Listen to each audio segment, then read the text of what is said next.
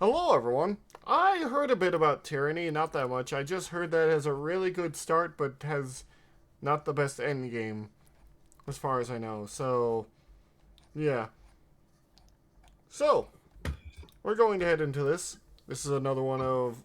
We haven't watched one of Mandlore's videos in a while. Some of you like them, some of you, well, takes a bit of time, Allegedly, you know. as you do. Yeah, as you do, as you know. But yeah. We watch all kinds of videos. I know some people want me to go back to Kamen Rider. The only problem with that is, well, honestly, the people that watch these videos aren't the same that watch the Kamen Rider shorts, I'm pretty sure. Two, Yep. uh, the big companies got angry at those shorts, which I think it's stupid because it's less than a minute of a Kamen Rider transforming, but you know, that's just me. Toei was being butthurt. Yeah, apparently they don't like it when I post it. Or even like their really, really old openings of their shows. Kamen Rider. Because I knew nothing about Kamen Rider except for a friend of mine who was really into Kamen Rider. I grew up with Power Rangers. Like, I will say this, ever since I had those like Kamen Rider shorts, people will sometimes think like, wow, you're really into Kamen Rider. I'm like, no. I think they're cool and all. I'm not that into them. I However, you like money. Yes. I don't mind them, though. It's fun. Yeah. Uh, I watch them every once in a while on the Patreon when I get the chance. Patreon's been kind of hard to get back into, mostly because of my new job, so I can't really do it as often as I'd hoped. But yeah, if you want to see more of my reactions, and we got a lot of reactions over there, trust me, full-on shows, go check out the Patreon. We get to watch us wibble and talk about things. Always remember, weebles wobble, but they don't fall down. Oh my god. Anyway, on to the video.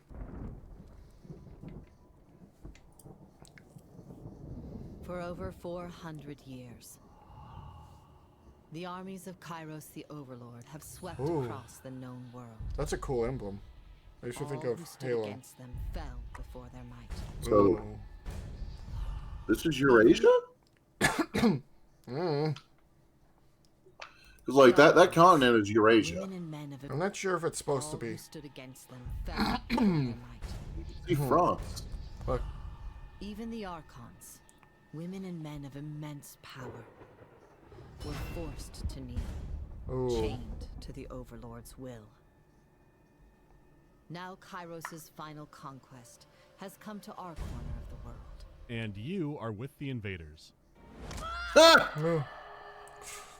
Just immediately kicks off things. I will say that is an interesting start with a game where you are immediately on the side of the invaders. That's a hell of a thing. People usually don't let you play the bad guy, especially nowadays. That's a big problem I have with stuff. Dude, Evil Genius has 2 games. I know, but there's a lot of games where you're not even where you're given a choice and you're not even allowed to be evil. It's a thing. I like games where you can play the bad guy. I used to play that one game, I forget what it's called. Something about No More Overlords? Not 4. Anyway. Let's head into this.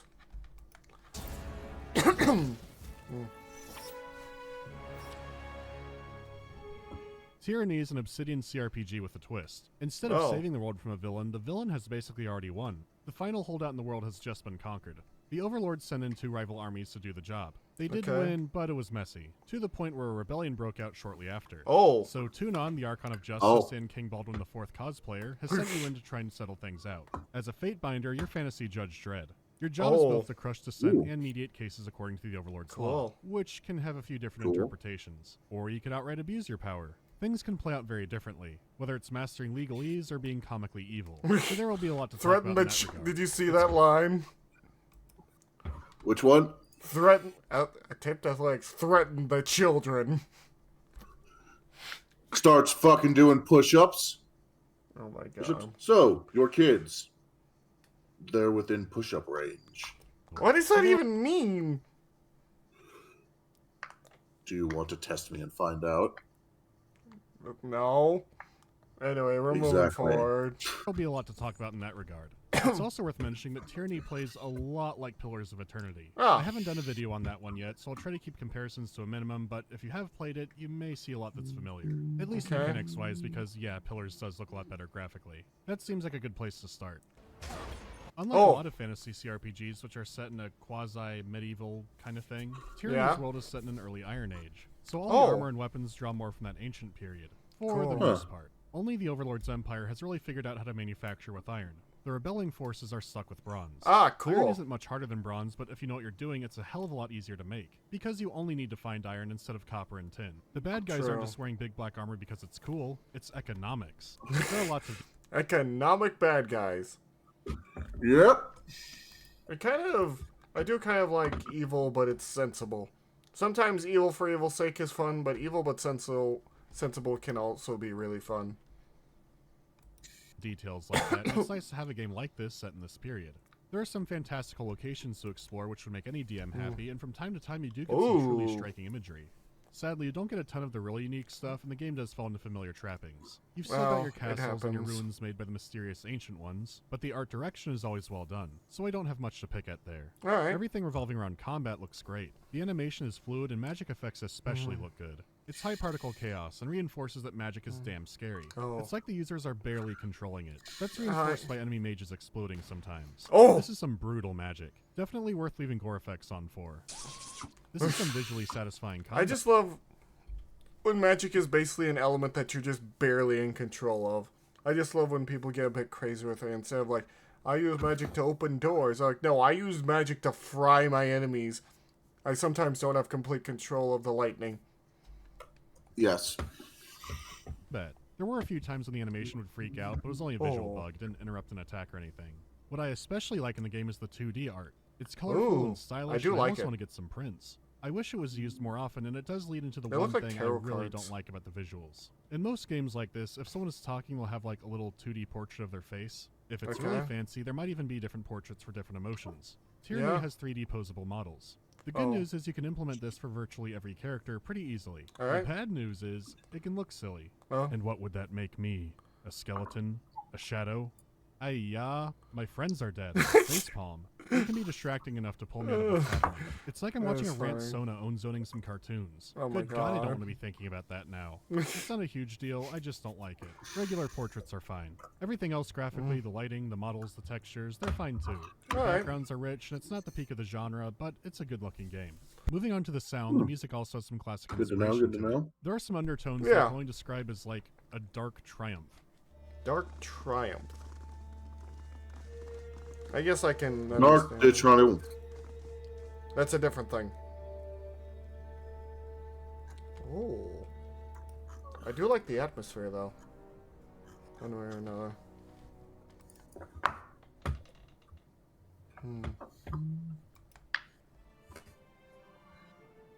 Oh, it quite literally tells you This which also one extends was. into the combat music. It's a soundtrack to commit war crimes, too, with What? some sounding straight out of a slasher film. I can kind of hear it. What he means by that. Wasn't sure about what he meant by that for a second, but you know.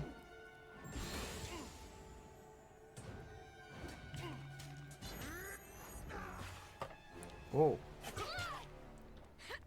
We're doing the damn thing can't pierce cloth. Can't do it. Right. Right. Will do. I got it. I can do it. Yes, sir. Built for this sort of violence. I do love, like, the problem I have with some video games is if you only have, like, 2 or 3 callouts that you go through, I think you need at least 4 to keep it from getting repetitive. Where they go, yes, sir, I will do so. Yep. Got it. I feel like you need to switch it up or else you can get really annoyed by it, you know what I mean? I know this is a strange thing for me to say, but I feel like I've just wanted to say this. I don't think anyone's paying attention to my little rambling. I don't think anyone actually... Sorry, I was getting pinged about something. Okay. Anyway, resume. Alright. Where were we? Excessive violence? More of excessive violence and me talking about call-outs. where I feel like if you're doing like set events or set like repetitive events, you need to have at least 4. That way they don't get too repetitive. Or, you know, sound or callouts. You know, like, yes, sir, I will do so. I got it. Yep. That way they don't get too repetitive, because that can get annoying. It's exactly what I'd want, and I especially do like the main theme. As you've also heard, the combat soundscape is good, and you can adjust the amount of voice callouts. Speaking of that, this game has some pristine voice acting. Nice. When it's paired with the strong writing moments, everything is elevated. You call yourselves officers of Kairos' army, but your conduct falls short of my expectations. The court finds your accounts of Vendrian's well lacking, rife with misdirection and fallacy, foul with baseless accusations. She's got the Phoenix right finger going off here. I kind of love it. We could have been magnificent together. Oh no. But instead, we will have your bones fashioned into a scepter, your skin knotted into a belt, and your tongue fed to crows. Oh, wonderful. These crows know the meaning of respect and gratitude. God damn. It's all solid work. Strong presentation for a CRPG, which means now I can finally play the game with character creation. Ooh. There is a twist to it this time around. What is Okay, it? so the appearance options are pretty limited. That's kind of a shock, especially after Pillars of Eternity. But whatever, it all kind of looks like Fortnite Man. That doesn't matter because you play the game looking down from a lighthouse. The real big choice is what portrait to use. If you pay $4, you get 20 more. Open MS Paint and follow the on-screen instructions. Oh, he knows now how you to can put do in whatever this. you want for free. You're not getting me this time, Paradox. Well, actually, I already bought this game in a set, so I was done for. Here you pick your background, your starting skills, everything you'd expect. Not to mention you can also pick out a banner and some colors. Nice. You might think the only thing that truly matters here is the skills you get, which, yeah, it is significant. But what came as a surprise to me is how important your background is. Depending on your playstyle, this can come up a lot. I'm used to the background meaning a few skill points and maybe 2 or 3 times when it comes up. Instead, background options were semi-regular, so that adds a lot to character building, but that's only the start of it. That's real when your nice. Stats are done, you then He's right. Usually background doesn't really mean much. It just usually starts with your starting area, or gives you like 1 or 2 options. Nothing much else. But it's nice that it has quite a bit more. In a conquest mode. I do love this conquest is centered around the modes. actions you took and choices you made while invading the region. This can significantly alter the state of the world. There's just something in that monkey hindbrain that says conquer the world. Do it. Oh yeah. You've earned it. What do you think I try to do every Burn time? everything. What do you think I try to do every time I'm playing Total Warhammer or playing Civ? Do you think I'm It's going? what I used to do back in the original Star Wars Battlefront. Like, what do you think I'm trying to do? I'm not trying to get a technology victory. I'm trying to get a victory to where your technology is burned to the ground.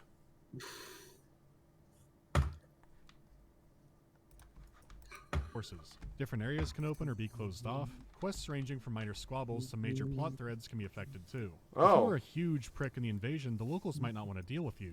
On the other side, some of the Overlord's forces might respect you more for it. The effects of this vary throughout the entire game. It's a staggering amount of parameters to track. Dear of course, God. some choices will matter much more than others. Your choice of where to go in the conquest does get split up a few times, so you can keep your head down a little bit until the final decision.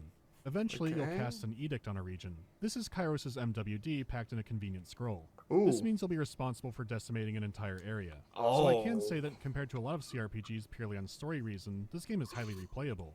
Because sure, a lot of acknowledgement of what you did is just fluff. It's nice fluff to have, soft and comfortable, but there are major changes attached to it too. Keep in mind, we're literally just pre-gaming here. We haven't even started getting drunk on power. God damn. We haven't even really started anything, and yet things are already crazy in the amount of choices that actually matter. Maybe Telltale can learn something about having choices that matter. Oh no, they're dead. Never mind. Anyway, back into it. Let me set the stage for the first act. The conquest was won a year ago, and now a rebellion has sparked up. Kairos is pissed that the garrison allowed this to happen at all. Makes Kairos sense. has sent you in to read another edict, and the valley is sealed behind you. There's a catch to this one. If the Overlord's forces can't retake the local fortress spire within about a week, everyone will drop dead instantly. Oh! That's a hell of a motivator. Playing through the conquest... You'll kill everyone! ...work well together. The disfavored are Professional Iron Legion. They are led by Graven Ash, an Archon who tried to rebel against the Overlord a century ago. He lost, obviously, but in return for his surrender, all of his troops were spared. Now that the Overlord and Graven Ash can mystically protect them. Their old insignia is crossed out, and their old name doesn't matter. They hit the Overlord so hard back then that they're still trying to make up for it. And boy, do they. Okay. The name of their game is brutality. Oh. They viciously slaughter their enemies. They only recruit from their homelands, so don't care about making nice with the locals. It's not random slaughter, they just have zero tolerance for rule breaking. They're all about honor and not committing atrocities besides death. We can put them under lawful evil on the alignment chart. Alright. They don't revel in brutality, they just use it as a means to end the problem as fast as possible. They're not a bad pick for dealing with rebels. Then you have the other army. Tyranny. The Scarlet Chorus is a mobile mosh pit of your most hated band's biggest fans. Oh. They're physically unable to stop recruiting even when it makes no strategic sense. They get these recruits by rolling up in a town and having family fun blood trials. So not only have members killed, they've likely killed friends or family members and can't really turn their back on that. So they're part of the mob now, complete with constant infighting. They don't want any old serial assaulter. They want Olympic serial assaulters. They can act up in Kairos' lands, but during a conquest, anything is free game. How do you possibly control an army like that? Yeah. By having their Archon be the voices of Narat, a telepathic, mind-devouring entity who we will never truly understand. He can see through or talk to or possibly possess members of his army. Oh. Somehow keeping it coherent. That's how he's And, keeping like it many course coherent. instructors, Because quite literally, he is puppeting them sometimes. Scarlet Chorus sounds like a horrible... Honestly, it sounds just like a war band. Honestly, that just... It's not... It doesn't sound like it should be a professional army. It sounds like it's a tribe of people that are just the worst. That, honestly shouldn't be an army. If we're being honest. Yeah. It's, yeah. is known to be a little too touchy with the kids. Wow. The Scarlet Chorus is a chaotic evil madhouse. These armies need to work together. Great. One's lawful and the other You can break is these kinds of chaotic. games down into two main parts. First, you have your general RPG stuff, talking to people, progressing, exploring the world, and then you have combat. You can have wonderful memories of that first part and horrible ones of the second. At least that's how I remember it. I'll start with that first part. Speaking generally, the writing is strong. I know what little marketing there was all about be the bad guy, but it is more nuanced than that. A lot of real-world evil isn't pure sadism. It's more, I want to accomplish this goal with zero consideration of others. A company doesn't use sweatshops and child labor because they like it. It's just cheaper and they don't give a shit about people. Yeah. The second that automation would be more profitable, they'll move right over to it.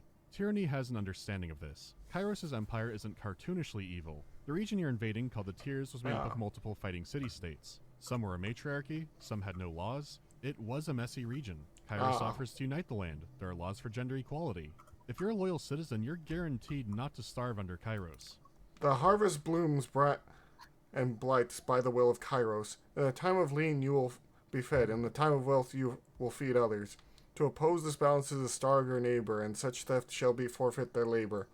Kairos' law of quote and sharing. So yeah, he's an economic overlord. Huh.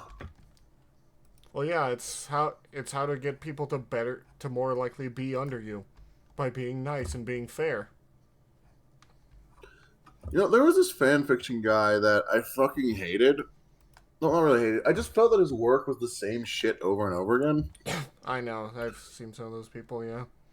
Where it's like, it's well written, but every single character is, I'm a heartless, manipulative bastard who fears no betrayal. For I've ensnared my minions with the tightest chains of all. Kindness. And it's like, so you're a high-functioning sociopath who understands and that treating people well makes them loyal to you. Big whoop. Pretty much. If you are not the biggest danger in the setting, you are not a bad... Well, you're honestly not that bad a person. Motivation be damned. And stop sucking your own dick about how edgy you are. Oh yeah, the Overlord quite literally just saying, you will never hunger if you live under me. Do you know how many people, especially in a medieval-style area, would take that? Oh, yeah, definitely. The question is, do they believe him? That is also a good question. You have a right to live and a right to go to court over squabbles. Oh. Naturally, the wording of some of these laws don't bode well. Only Kairos may destroy a loyal vessel. All will die. Hey, it is a question of when, not if. Trust the Overlord with the measures of your skin, and it will be Grace from the moment to the last. From the first moment to the last. Citizens only get these protections because they're useful to the state. That's why the Scarlet Chorus is allowed to go apeshit in war zones. If you're not part of the club, you have no rights. Playing the game, you'll see the idea of Chorus's peace brought up constantly. All those who bow to me shall be under my aegis. Loyalty is a freedom from hunger, hostility, and helplessness. Your life is not yours to discard. The Overlord has plans for you. Huh. Plans. Kairos is peace. Which, again, is a right to live while giving up truly living. So basically, it's the whole thing that I've talked about before. The equal of freedom versus order. These are two things that are constantly in battle with each other. No matter, well, where you are, really. Judge, you get a lot of interesting interactions around these laws. Your city-states fought constantly before. Why go against our peace? Well, yeah, we had skirmishes, but the Overlord's forces are slaughtering us like we've never seen before. So fuck you, weird foreigners. Do you go with the spirit or the letter of the law? What do you do when things become unclear? Laws on forbidden knowledge are tricky to enforce or even know if you're breaking. Besides, just because something's a law doesn't mean it's moral, and that comes up too. Here's a good example. From time to time you need to return to Master Tunon in the court. One time he's in the middle of a case and lets you judge it in his stead. He wants to see how you do, and it's against a fellow Fatebinder. He saw 2 Chorus soldiers assaulting a woman, so he killed them. Unfortunately, she was a local, so she had no rights. All about me. In your travels, you know that not everyone supports the rebellion and just wants to live their life. But legally, everyone here is a combatant, and this Fatebinder is completely in the wrong. He should be declared guilty. Unless you lead him into saying that she was trying to join the chorus. She was bowing to the Overlord, so she should have had the protection. That is an interesting way to finagle the law in order to help you. And also help the woman. Circumventing the law, and Tunon knows what you're doing. As the Archon of Justice, he's uncomfortable seeing laws bent or circumvented. The Overlord is perfect, so the law must be perfect too. That's not how that works. Plan that we couldn't possibly see. There's a lot of adjudication interactions, and most of them are really interesting. By your actions and schmoozing around, you can build reputation with different factions. You earn wrath or favor, and what I like about this is it's how the faction sees you. You could cozy up to a faction when really you're just trying to find more evidence of their crimes for Tunon. It explains why you're given some legal leniency with such huge circumstances. You have a lot of fun options. There are times when things can feel off or too cartoony, but these are in self-contained side stories without much consequence. That's all good, well at and least. good, but let's factor in skills and progression mechanics. The way skills and leveling work in Tyranny is more side quests, you say? Yes. Instead of waiting for level up, your skills increase as you use them. Cool. This is self-explanatory for something like a lot of the weapon skills. So basically it's something that Skyrim does as well, where you're basically, the more you use something, the better at you are using it. Which, I've always liked that kind of thing, really. But things get strange. Some skills are shared across the party. Someone pushes something down, everyone gets athletics. That's you weird. Disarm a trap, another character gets their subterfuge increased. Each skill will need more skill XP each time to get higher. It's not a linear pattern. Honestly, I have no clue what it is. I didn't learn fractals playing D&D, I just rolled some dice. Eventually, this leads to a proper level up. You put a point in a governing attribute and can pick out a new talent from a tree. This is fine, but the progression itself feels strange. For one, a magic character will level way faster than something like a melee build. Makes sense. Big stick number goes up is simple, but it means someone in your party will likely be lapping you. That sucks because Tyranny is a game with level scaling, including skill checks. With magic, you level the same skills like your weapon and defense, but also the element skill for the magic you're using, along with an additional skill for lore, which just governs all magic. Now is a good time to bring up lore. I thought Pillars was light on support skills, but Tyranny is another level. Parry and dodge are just 2 more combat skills. Athletics is good for tests of strength or intimidating people. Subterfuge helps you sneak, disarm traps, and be generally clever and sly in conversations. It also helps find hidden items, so pretty good skill. It is a shared party one, so your character doesn't need to have it too high. Lore does just about everything you need. Lore helps decipher ancient runes and code. It's knowledge of Kairos' law and local customs and the history of the world and everything. This is what lore is. It's not always an I win button that pops up, but it pops up a lot. Apparently the final confrontation in the game, which I liked a lot and won't spoil, used to have a bunch of lore checks in it, so thankfully that was removed. Unfortunately, it still got around a lot, which is the nature of having a skill that's so broad. At one point, a decision was revealed where I went, oh shit, because it was going to be a rough choice. A lore check made it an inconsequential, oh, never mind. It really undercut itself. Well, what about combat? Lore has you covered. Throughout the game you can buy or find magic sigils. You need lore to learn them, but once you do, you enter the world of spellcrafting. You have 11 schools of magic and God knows how many enhancements for it. Magic in Tyranny is based all around reputation and language. We have an underlying words are power theme going on. In fact, having high reputation with a faction can give you new abilities. The same goes for your party members. How much they respect and or fear you leads to unlocking all kinds of cool combo abilities. It's a neat system, but has nothing on the depth of spellcrafting. You can change the stats and effects on almost anything you can imagine. Your only limits are the runes you know, and your lore skill. Isn't that kind of weird? There are 11 magic skills for each school, but only lore matters for spellcrafting. Maybe I just don't get magic. Again, it's a lot of fun to play with. I can blow up villagers with canonically gay fireballs. What? It's insanely powerful, but... Why do you say that? He said canonically gay fireball. And then just moved on like that wasn't a sentence spoken. You can imagine. Let me see your this. only limits are the runes you know, and your lore. Hang on, my roommate's Isn't calling. kind of Canonically gay fireballs. I love it. There are 11 magic skills for each school, but only We're lore going back matters a for little spellcrafting. Maybe I just don't get magic. Again, it's a lot of fun to play with. I can blow up villagers with canonically gay fireball. What does it say? The Sigil of Pride magic. Oh, that's why. Oh. No affect you become more powerful. It's insanely powerful, but based off only a single skill. When traveling around, you'll occasionally get a random encounter, which is kind of like Organ Trail, complete with dysentery sometimes. These frequently have a lot more skill choices than the rest of the game, but these aren't much of consequence and are still pretty limited.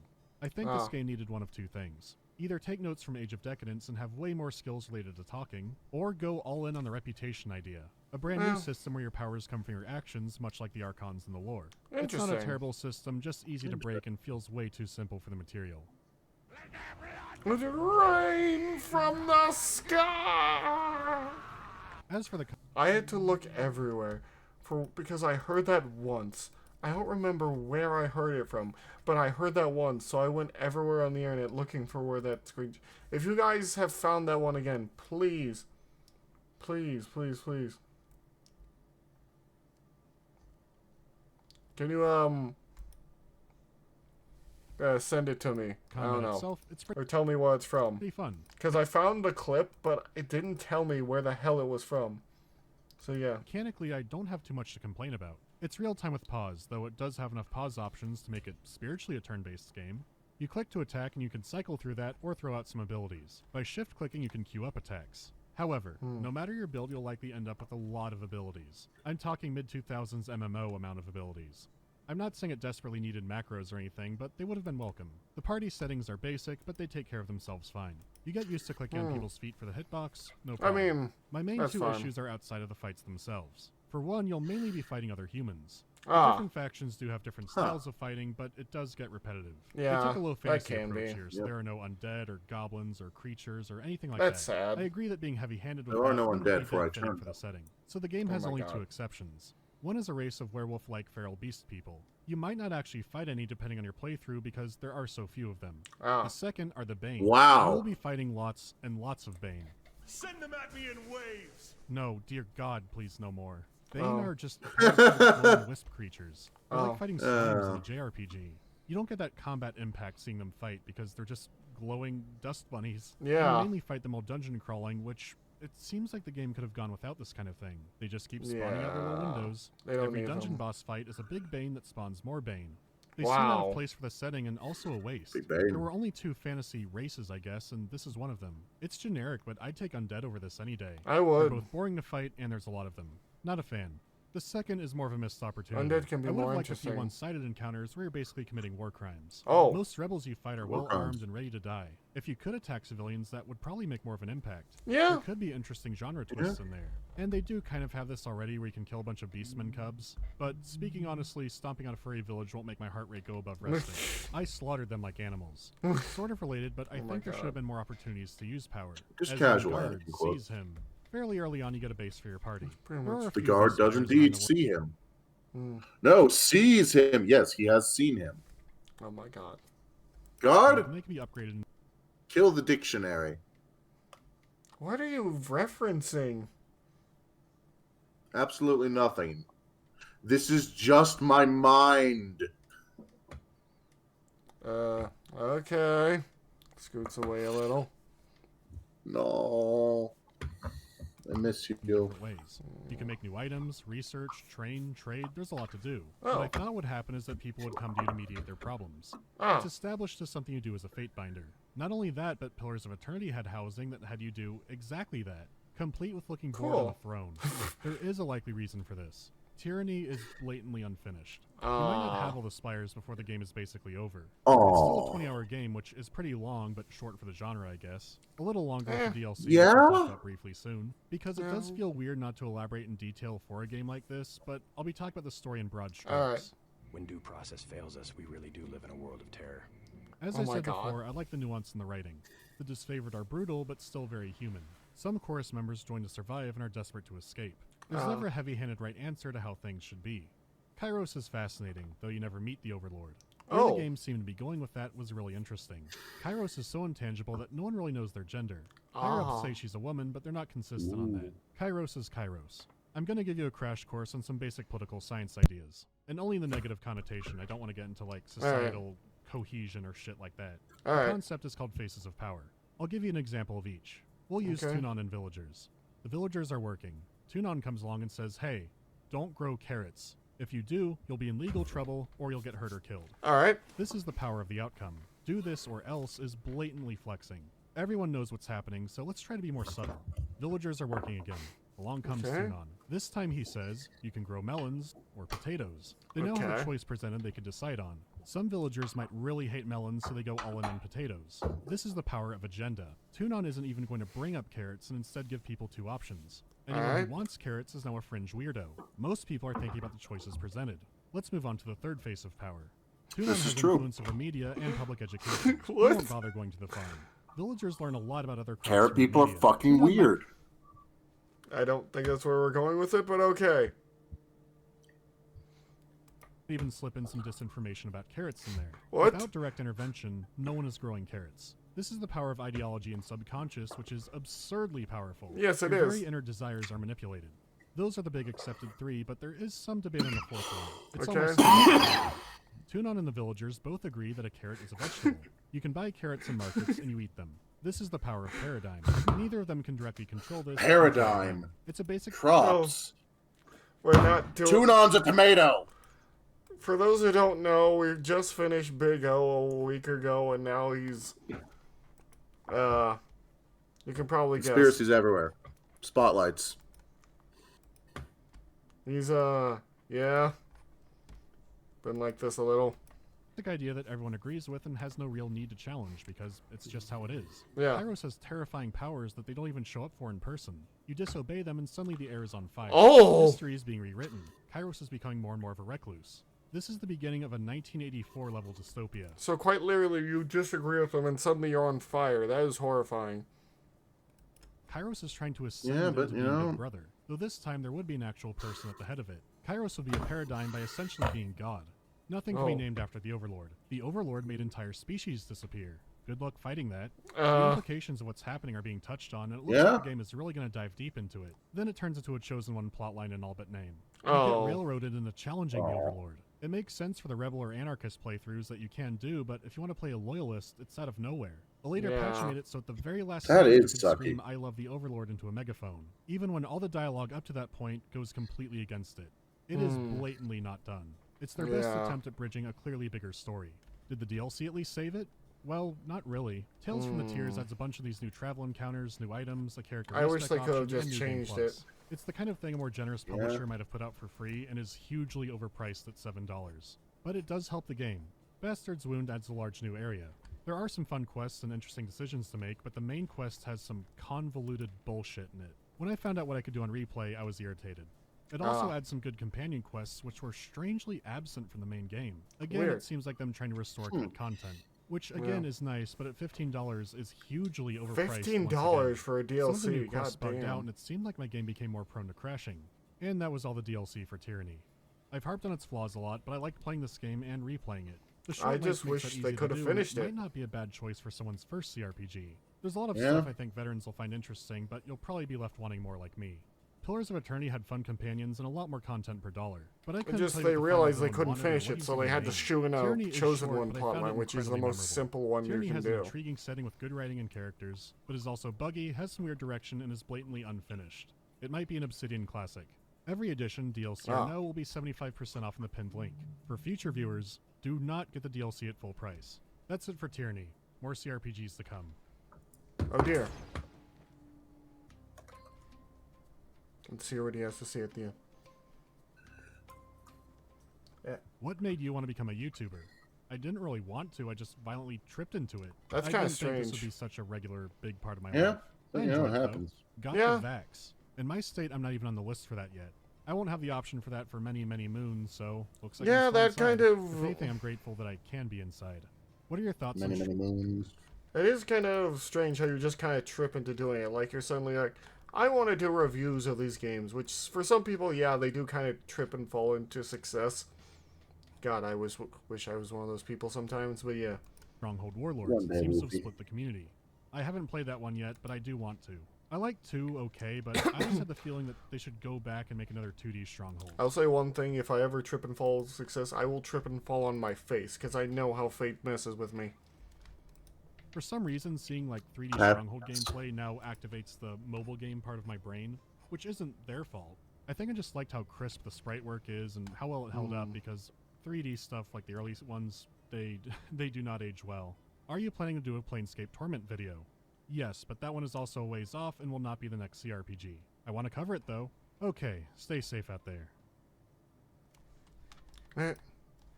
Well, listening to him talk like that about some of the strange stuff from back then. But yeah, how did you like the video or the game or both? I did like it decently enough. It's a nice concept that you know that old game from like the late 2000s, Overlord. Yeah. Yeah, it feels like it's that, but done a bit better. The best way I can describe the game I'm trying to make is kind of basically Overlord, but bigger and more ambitious. Basically, you know, you turn into a monster. What I didn't like about Overlord is that, oh, you're an evil bastard, an absolute sick fuck. But in actuality, you're here to deal with the heroes who betrayed you to begin with, and also all of them have thus fallen to sloth. Well, not all. Or other. Yeah, all. Indolence. There is actually lore for the reason why that is, but yeah. Anyway, thank you all so much, and we'll see you later. Bye-bye. See you later.